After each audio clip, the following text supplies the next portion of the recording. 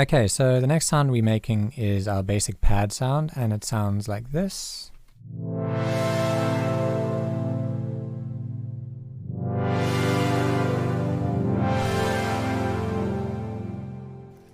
And this is the MIDI that I'm using. So you can copy that down, and then just as always, pause the video and try and remake the sound yourself. I'll just give you a couple of hints. We're using the mini poly template to start off with. There's 3 oscillators involved and 1 effect. So with that, I suggest pausing the video and then trying to remake it and then coming back. Okay, so hopefully you got pretty close. Just remember that this is like a pad sound, and it's going to be almost impossible to just recreate it exactly as it is without, knowing the exact parameters that were used. But if you can get a sound that was like close enough in terms of how the filter was moving, the swell of it, and in general the waveforms that we used, then you're pretty good. So let's try and remake that. So I'm just going to duplicate it, and then I'm going to go in and initialize the preset back to this mini poly template, and we're going to start off with 3 waveforms, as I said. So let's just turn these all up and then listen to it. Okay, so right off the bat it's super loud. So just remember, when that happens, you just want to bring down the output here, the overall output. And just want to make sure that we're not peaking. I like to, leave a little bit of headroom over there. Okay, so in terms of the tuning of each oscillator, I had 1 at each octave. So we had 1 down here, or 1 at 4 over here, 1 at 8, I believe, or 1 at 8, sorry, 1 at 8, 1 at 4, 1 at 2. So now we've got them spread out across multiple octaves.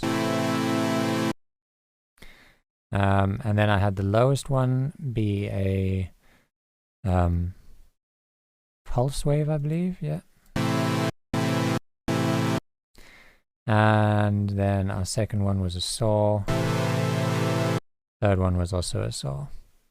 And I've just brought down the volume of the lowest one, because that's our bass. Don't want it to be too muddy.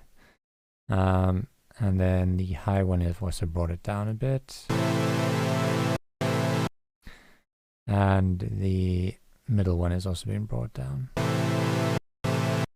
Okay, so what you've got to realize about this too is that we've only got 6 voices. Because we're using 3 oscillators, and we've got 3 notes in the first chord, we're already using all of our voices. So what's going to happen when we get to this chord? It's going to start stealing voices from notes according to the priority. So if you just listen to this.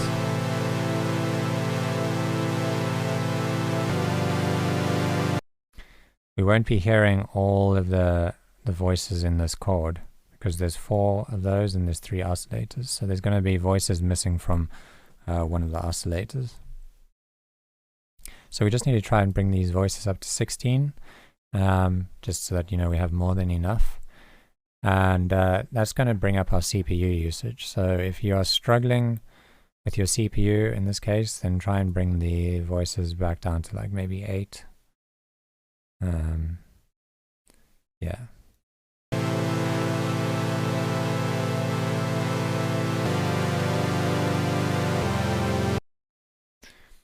Okay, and then we're going to set our filter. So we just bring down the cutoff, and what I like to do is just set it to its lowest point.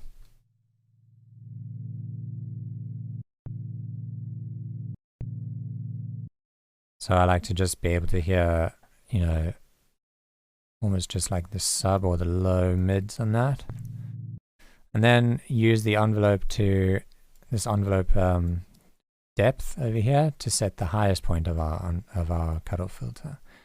So as I turn that up, and what we need to do for us to hear that properly is we're just going to turn up the sustain and the decay all the way. And now as we turn this up, we begin to open up the filter, and we can set the highest point of the filter that we want. I think I like it about there. Okay, so now we can bring down our decay back and our sustain back to 0. So now we've got like quite a plucky sound, but if you listen to the original, it's kind of fading in over time. So we bring up the attack for that.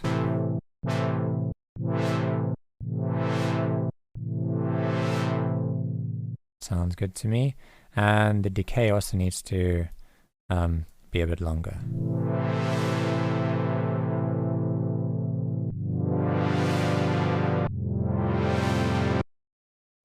Okay, and then I've also got the release switched on, and that's just so that the notes can overlap a little bit more.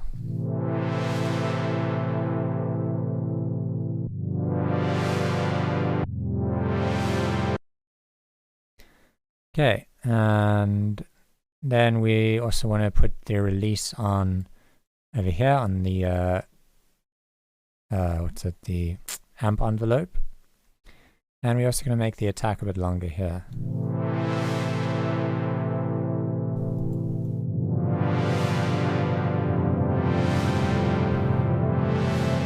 So now you'll hear those notes are starting to overlap.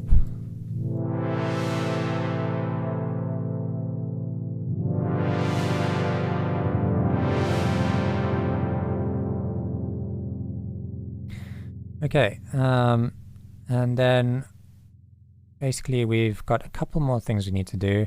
We need to add an effect. So if you haven't figured it out, the effect we're using was the plate reverb here.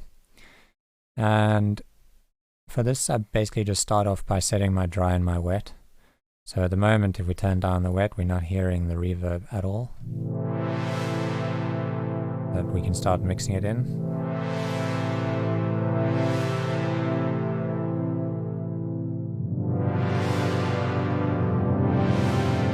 I want to hear quite a lot of the reverb because this is like a pad sound. It's actually not meant to be super upfront.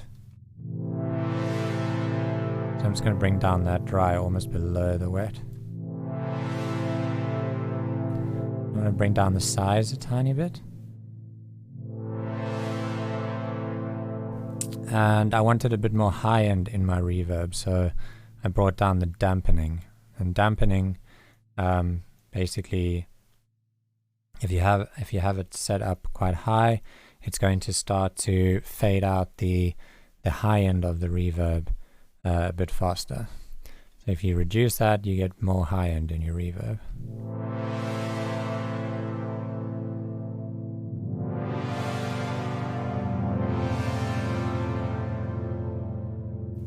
Okay, and then the last thing that I added was noise. So just a little bit of noise.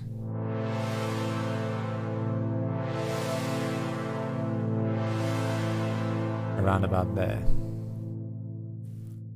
Okay, then let's just compare it to the original. And the original, we're hearing that high octave a little bit more.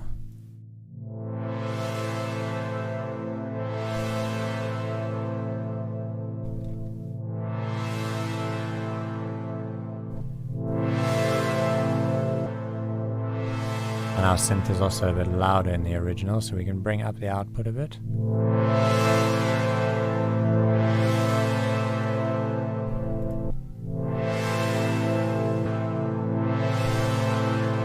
And the attack is a little bit shorter here.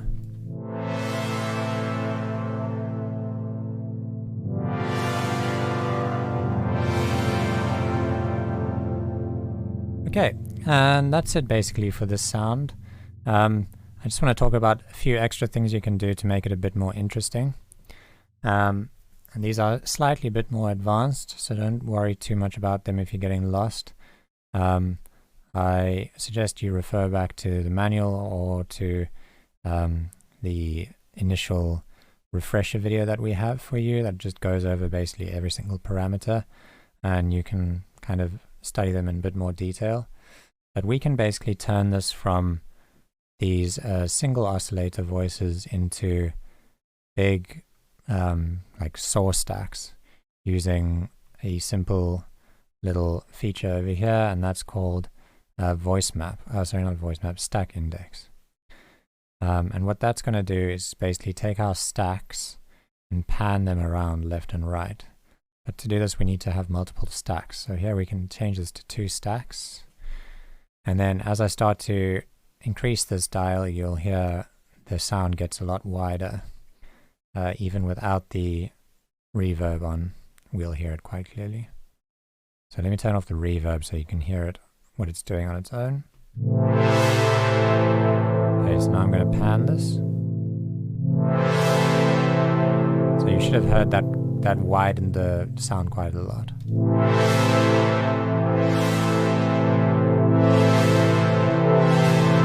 And you can actually add more stacks, but the more stacks you have, it's going to use a lot more CPU.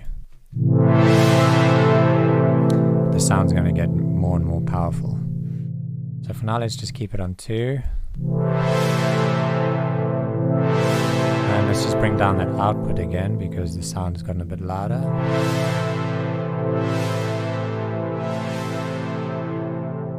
Okay, then we can turn on our plate again. Turn up the output a bit.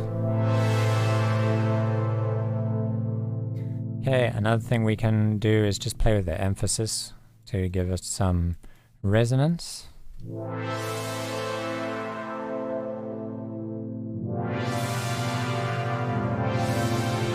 That just gives us a bit more of like a retro kind of vibe. And then other things you can play with are phasers. Phasers usually sound quite good on pads. So just turn on the phaser, and then you can basically play with like the stereo and the rate, and then just try bringing down the wet.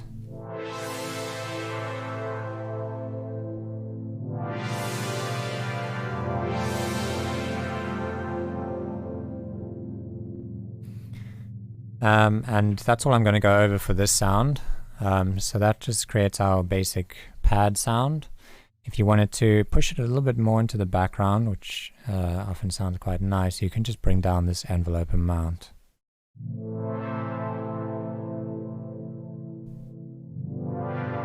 And then you have a bit more of a soft pad over there. Great. So that's it for this sound, and I'll catch you in the next one.